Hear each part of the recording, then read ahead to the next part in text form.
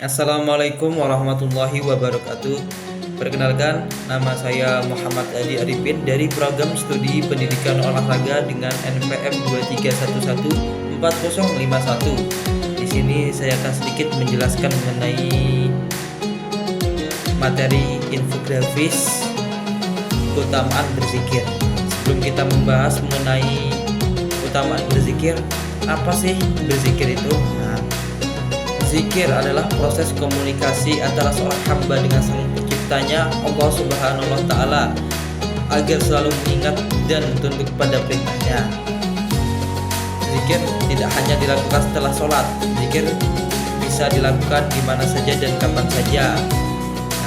Jika kita senantiasa mengingat Allah Subhanahu wa Ta'ala, maka Allah pun akan mengingat dan melindungi kita. Berzikir dilakukan dengan cara membaca kalimat thayyibah seperti tahlil, tahmid, tasbih, takbir, dan istighfar. Tujuan berzikir sendiri adalah untuk kita lebih mendekatkan diri kepada Allah Subhanahu wa Ta'ala, meningkatkan kesadaran diri dan keimanan, serta menguatkan hati dan pikiran. Zikir dapat dilakukan dengan berbagai macam doa atau kalimat-kalimat yang mengandung pujian dan permohonan, seperti subhanallah, walhamdulillah, la ilaha illallah. Yang pertama kita akan membahas mengenai keutamaan dalam berzikir. Yang pertama adalah zikir dapat mendekatkan diri kepada Allah Subhanahu wa Ta'ala. Zikir merupakan cara yang paling mudah dan efektif untuk kita lebih mendekatkan diri kepada Allah Subhanahu wa Ta'ala. Dalam Al-Quran Allah Subhanahu wa Ta'ala berfirman, maka ingatlah kepadaku, niscaya aku akan ingat pula kepadamu. Quran surat Al-Baqarah ayat 152. Dengan zikir kita dapat merasakan kehadiran Allah Subhanahu wa Ta'ala yang lebih dekat. Selanjutnya yang kedua, menguatkan iman. Dalam Islam, zikir juga dianggap sebagai cara yang paling efektif untuk menguatkan iman dan kepercayaan kepada Allah Subhanahu wa Ta'ala dengan mengingat dan memuji Allah Subhanahu wa Ta'ala secara terus-menerus. Kita dapat memperkuat keyakinan kita bahwa segala sesuatu terjadi karena kehendak Allah Subhanahu wa Ta'ala. Yang ketiga, menenangkan hati. Zikir juga memiliki efek menenangkan hati dan pikiran. Dengan fokus pada zikir, kita dapat melepaskan diri dari kekhawatiran, stres, dan kegelisahan yang seringkali membebani pikiran kita. Yang keempat, meningkatkan kebahagiaan. Zikir aja bisa membuat kita bahagia.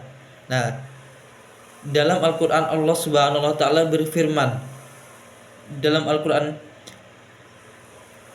ingatlah hanya dengan mengingat Allah hati menjadi tentram. Quran surat Al-A'raf 28 ayat 28. Dengan zikir kita dapat menemukan kedamaian dan kebahagiaan dalam hidup. Yang kelima, zikir juga dapat membantu kita mengendalikan hawa nafsu dan dorongan negatif dalam diri kita. Dalam Al-Quran Allah Subhanahu wa Ta'ala berfirman, dan sesungguhnya sholat itu mencegah dari perbuatan-perbuatan keji dan mungkar. Quran surat Al-Ankabut ayat 45. Dengan zikir kita dapat mengendalikan dorongan-dorongan negatif dalam diri kita dan membantu kita menjadi lebih baik sebagai manusia. Yang keenam, meningkatkan kesabaran. Zikir juga dapat membantu kita meningkatkan kesabaran dalam menghadapi segala cobaan dan ujian dalam hidup. Dalam Al-Quran Allah Subhanahu wa Ta'ala berfirman, dan hanya orang-orang yang bersabarlah dapat memperoleh pahala tanpa batas. Quran surat Al-Zumar ayat 10.